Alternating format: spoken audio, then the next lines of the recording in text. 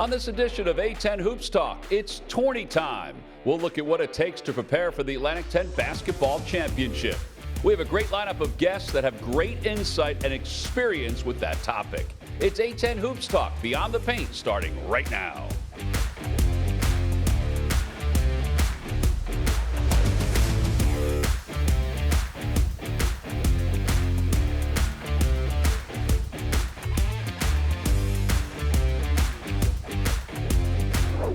Welcome to another edition of A-10 Hoops Talk Beyond the Paint. I'm Tom McCarthy and joined by longtime St. Joseph's head basketball coach Phil Martelli. We are talking championships, and we've got a great lineup of guests to get us ready for championships. All right, Phil, let's talk championships. Does your approach as a head coach change the week or so leading up to championships?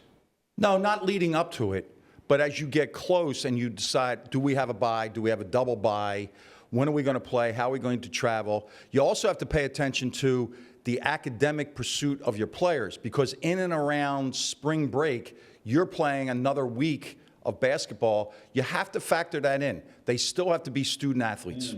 Well, joining us, I know you're excited about this one, your longtime friend, my longtime friend, Fran Dunphy, who's the head coach at LaSalle University and also coached at Temple University in the Atlantic 10 and the University of Pennsylvania. 17 trips to the NCAA tournament for Fran, 3 league championships, postseason championships. Fran, I'll ask you the same thing. Does your approach change the week or so leading up to championships? Probably slightly, Tom. And your nervousness certainly changes. You know, you're in a absolute one and done situation. If you don't win, your season's over. So you're thinking all along those kinds of things. I would agree with Phil. You're worried about the academic piece to it. We're going through a spring semester where we're missing class here and there, and luckily today there's such great academic advisors to help these guys. And it's really a beneficial thing for them to be helped that way. And but most of our guys do a good job with it. They understand, and they're not missing classes or any of those things. And but it's a different feel. It's a different vibe, and again, the nervousness certainly increases greatly. Fran, as you approach this and you see the bracket, you know who you're going to play, do you spend more time working on your opponent from a previous game, or do you spend time, we have to get better each and every day, my own team? Yeah, I think it's a little bit of both, Phil. I mean, in the end, you're always worried about your team, but you're going back over the film, whether you played them once or twice in the regular season. You're worried about that. You say, okay, you're breaking down what we did on offense, what we did on defense, what worked, what was the combination of players you had in the game, who played well against them, all sorts of things that I think we probably OD on half the time.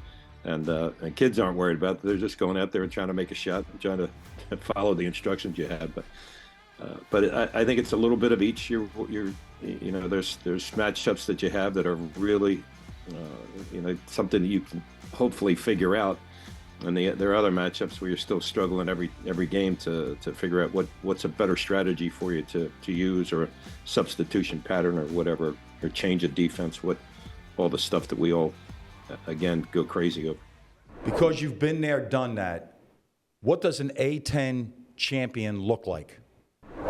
Yeah, this conference is so challenging. Every single bounce is challenged, let alone the halves or the games or whatever. It's an amazing conference in that I think the coaches are terrific. I think the players are terrific. The programs are great. The history of the programs are great. So if you can be an Atlantic 10 champion and then go to the NCAA tournament, that's everything. It's a goal that, whether you articulated it a lot to your kids or never, it's a phenomenal accomplishment. And your trip to the NCAA tournament is certainly well earned in this league. Thanks, Fran. We appreciate you joining us today. All right, guys. Thank you very much. I appreciate it. All the best, and I'll see both of you soon, I assume. For sure.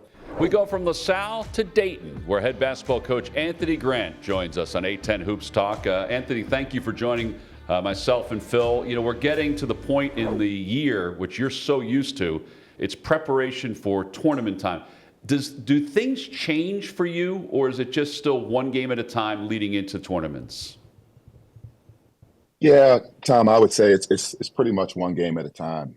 I think for us, how you finish, obviously trying to put yourself in the best possible position as you head into the postseason. In terms of our league, if you get a top four seed, you get that bye. And so it's one less game that you have to play.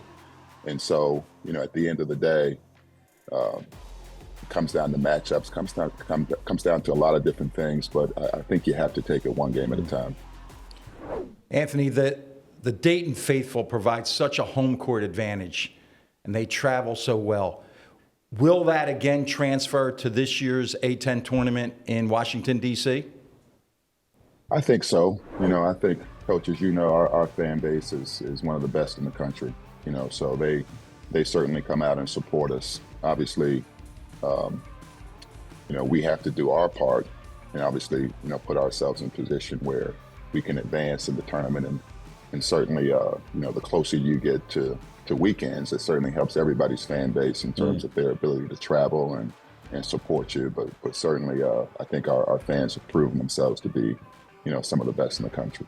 Anthony, you have great perspective as a player and as a coach when it comes to tournament time. What is it like to participate in, let's say, the A-10 tournament and the atmosphere and the environment and the game after game, sort of setup of these postseason tournaments? Yeah, one of my former assistants, Anthony Solomon, had a saying like, it's like we live for March. Like that's the best time of the year is March when when it comes down to, A-10 tournaments and hopefully postseason tournaments. Like that's really, from a competitive standpoint, that's what you want to build up to and have the opportunity to do. So certainly, we always look forward to those opportunities to win championships and try to put ourselves in a position where we can play in the postseason. Anthony, one aspect of the A-10 tournament is the ability to play in these NBA arenas. Barclays Center in Brooklyn, this year in Washington, D.C. What is that exposure like for the players to be able to see fans and atmosphere in those arenas? Yeah, well, I think our guys really enjoy, the NBA arena atmosphere, and I think obviously they're aware of where they are, in terms of it being an NBA arena. I think, certainly a lot of positives in terms of what the fan experience is as well. A lot of times for the teams, it comes down to how quickly can you make the adjustment to those arenas in terms of your ability to shoot the basketball. And I think you see a lot of these postseason tournaments, whether it's the A-10 tournament or any other tournament, you go in and you have a bad shooting night. Just because you're not used to the rims, you're not used to the atmosphere, the backdrop in terms of shooting the basketball. So you got to make those adjustments. But certainly, I think the positives outweigh, any of the drawbacks. Anth, I would finish with this idea. How about the variances in game times? Like all of a sudden you're playing at 12 o'clock on a Thursday. Do you find that disconcerting for yourself or for your players? Yeah. I mean, it's tough. Like last year, for example, I can't remember what seed we got, but we had a night game, and the game before us went into double overtime. There you go. And so we ended up not having a great first half shooting the basketball. It's our first time. We had about, I think, 20 minutes of warm-up time or less. First time in the arena. Duquesne had played the night before, and so that adjustment, and then, obviously in the non-conference, we'll play in some of the MTEs. So the adjustment in terms of the times that you play, that's just a part of the postseason, So you could have a 9 p.m. tip and you're playing the next day at 3 o'clock, and so that's just part of postseason play. Last year, I think we were in the NCAA tournament. We played an evening game, and then obviously a day between, and then we played the next day at like 11 a.m. And so it's just kind of awkward, but that's part of the postseason. I think that's what makes it, as electric as it is. That's the madness There it is. of March. There it you is. go. Just There invite you go. me. Yeah, just invite me. Right. Just There you go. invite me. Well, Anthony, we appreciate it. Best of luck as you guys roll into the postseason. But thank you for joining us. Well, Appreciate I appreciate you guys. Thanks Thank you. thanks for doing this. Thanks for promoting the A-10, and you guys do a great job. Thank you. Thank you, Anthony. Thank you. Anthony Grant, the head coach of the Dayton Flyers. So we heard from the coaches. Now we're going to hear from the players when we return. A-10 Hoops Talk will continue after this.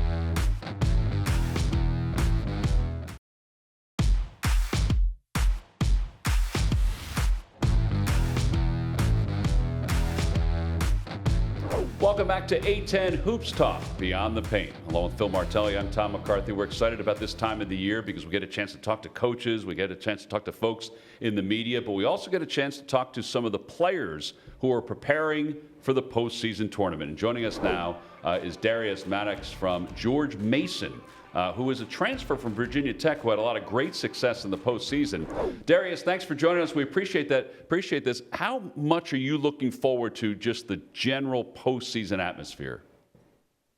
A lot, man. Obviously, as a fifth-year guy, being really familiar with the postseason, just the environment, along with just the energy and the vibe that it gives, especially, being desperate and knowing that, a loss can be potentially the end of your season. So I'm really looking forward to it. It should be a lot of fun. So, Darius, as an elder statesman in the program, what's the message that you're going to deliver to your teammates each step of the way in March? Just first and foremost, we already have probably like one of the older teams in college basketball, firstly. So I think it's definitely something that's already known. You got Katie Johnson, Jalen Haynes, even though he sat out last year, Woody Newland, I can keep going. But just to answer your question, just really to be locked in day by day, practice by practice, because sometimes like when you look too far ahead or dwell on the past too much, it can kind of get in the way of your future. So just really stand in the moment. How much, Darius, from your success at Virginia Tech, where you were an all-ACC tournament member, how much of that will you lean on, or does it matter at this point? Honestly, especially like as a player now, it's cool when I'm having conversations, just to talk about it and think of those times. But, definitely being present has kind of made me a bit more, of a successful player so far in my career as I can think of mentally. So, it's cool, but, I'm definitely still in college, still got a lot of ball games to play, hopefully deeper into March as well. So it's in the back of my head, but, it's not really too much on my mind. I definitely want to just be in the now for sure. All right, Darius, here it goes. This is the $100 million question, if that's such a thing anymore. George Mason wins an A-10 title if fill in the blank. Really, if we just keep our mojo, keep the confidence that we have now, especially defensively. And as funny as it is, me and if you ask any of our guys, we feel like offensively we still haven't been the team that we see every day in practice or that we see, every now and then. So if we can just keep things going defensively, I feel like, sky's the limit, honestly. Darius, the A-10 tournament is in Washington, D.C. How much are you looking forward to the George Mason contingent coming to D.C. to watch these games? Oh, a lot. It should be almost like a home game, to be honest with you. Alongside of that, just the traveling aspect, it's probably about 20, 30 minute, maybe 40 minute with traffic drive to get over there. And obviously having fans and everything is definitely a more comfortable feeling for sure. Because I know last year we were in New York, but it seemed like when we played St. Joe's, it was a home game for them. They had a lot of people show up, and it makes a huge impact. So I'm definitely looking forward to that. So you go to put your head on the pillow. What's it like to think about a net around your neck as an A-10 champion? Oh, man, it's amazing. I feel like that's something, that's what we do it for. That's something that a lot of guys in the A-10 think about often. And it might be a little repetitive to you guys, but really, for me mentally and for a lot of guys on the team, just really staying in the moment and just understanding things could change, man. We still got a lot of ball games left, especially even in the tournament with, potentially 4 or maybe even 5 if things change games. So definitely just staying in the moment.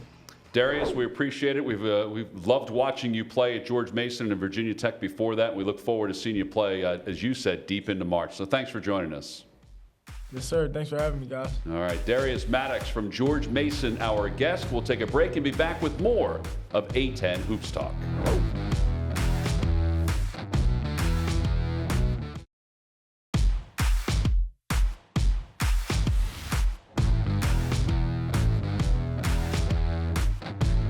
Welcome back to A-10 Hoops Talk. All right, Phil, we've known this guy for a long time. The A-10 has known Joe Lunardi for a long time. We figured we'd have some fun with the Atlantic 10 tournament rolling around, get some ideas about great players, great venues, and great hair also. We've used a lot of hair references on the show the last few weeks. But we have to start with this. What's that? Everybody in the country knows, every coaching staff knows, if there's one person that has a pipeline directly to the committee, it's Joe Lunardi. So, Joe, what will be your latest report to the committee about the Atlantic 10? Well, there's a bracket report, and then there's a state of college basketball report, Bill. And the bracket report will be what it is based on the team's performance. 1 team, 2 team, 3 team, whatever. Well, we thought we'd have some fun with some of the past players and teams in the Atlantic 10. So we're going to give you a chance to give your top 4 in all of these different categories. So let's start first with best players in Atlantic 10 history. Well, I took a look at every player of the year and every all-league team going back to 1977 because, Phil asked me and somebody's got to do his research. That's for right. him. So, but I went with Marcus Camby from the UMass Final Four team in 96. Then I went a 3-time A-10 player of the year in David West of Xavier. Jameer Nelson, a good friend of the program, was the A-10 player of the year in 04. And then finally we had the under-recognized Obi Toppin of Dayton in the 2020 year where the NCAA tournament was canceled. Joe, 4 best teams over the course of the Atlantic 10. Yeah, I think there have been generational teams in the Atlantic 10, in many cases led by the players we just mentioned. To me, first on the list is the UMass dynasty. Then I would go with the John Chaney teams in 87 and 88. You coached the next team, and I'm going to give you 03 and 04. And then I'm going to close it with the team that maybe was hurt more by the pandemic than any other in the history of the league. And that was Dayton in 2020. They were that good. Joe, we're approaching this A-10 tournament, Washington, D.C. We have been up and down the East Coast. We've been to the Midwest for the A-10 tournament, if Ohio is the Midwest. Top 4 venues that have hosted the A-10 tournament. The Plaster would be first because it's in a category all by itself. And then I would go with the University of Dayton Arena. I was also a fan of the Boardwalk Hall years back in the day, maybe out of proximity. And I don't know, leaving a game and seeing the ocean is maybe good for my mental health at that time of year. I don't know about you guys. Barclays, I think, is the best. It's the most intimate setting down by the court. And it's still the only building in the world I've ever seen that has a bus elevator. Joe, real quick, give us a little thumbprint on the potential for this year's tournament. Well, I mean, wide open is a great word. The last time it was in D.C., the last 2 times, in fact, I don't believe the 1 seed won. Richmond knocked off Dayton in 22, and Rhode Island lost. We'll have to look it up. Maybe Bonaventure in 18. I don't believe it or not off the top of my head. Davidson, yeah, Davidson. I know the Hawks made the semis. Davidson, that's right. And, those Bob McKillop teams have done well, especially well when the tournament's been at its southern end. I love D.C. as a city, and I think there are at least 5 teams that have a legitimate chance to win. Only 3 of them might get a double bye, the way the standings are shaking out as we approach the tournament. Having said all that, it'll probably be somebody we haven't even mentioned, like it was a year ago with Duquesne. And I guess that's the way it has been, Joe, the last few years, last 8, there have been different champions. So there's a lot of parity in the league, which I think makes it a great league.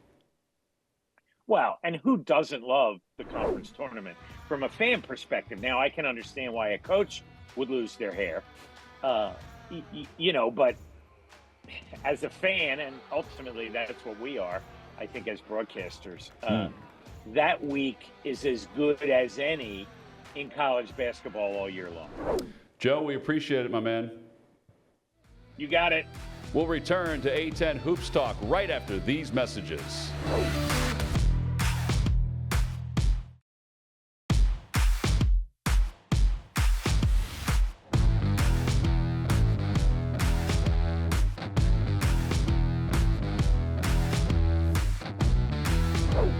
Welcome back to A-10 Hoops Talk, Beyond the Paint. All right, championships are right around the corner. Here we go, Phil. Overtime segment. Oh, man. Here we go. From the outside looking in, everyone embraces championship week in college basketball. By mid-February, fans will often start sketching out possible scenarios for their team's pursuit of a league title. Tiebreakers.